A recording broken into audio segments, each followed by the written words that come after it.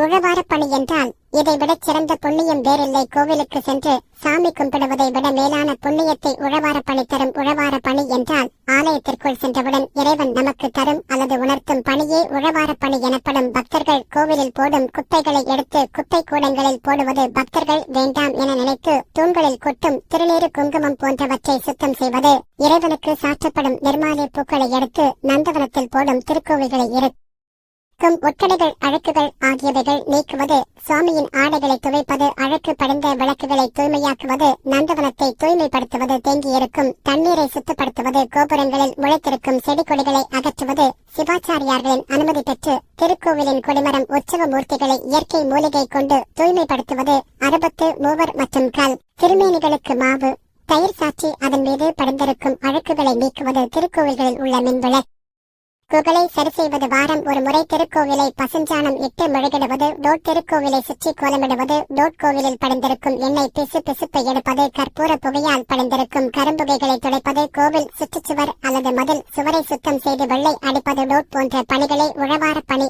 ஆகும். இப்பணிகளை குறைந்தது மாதம் ஒரு நாள் செய்வோமானால் உடலும் மனதும் வலிமை பெறும். உழவாரம் செய்வீர், இறைவன் அருள் பெறுவீர். அடுத்த முறை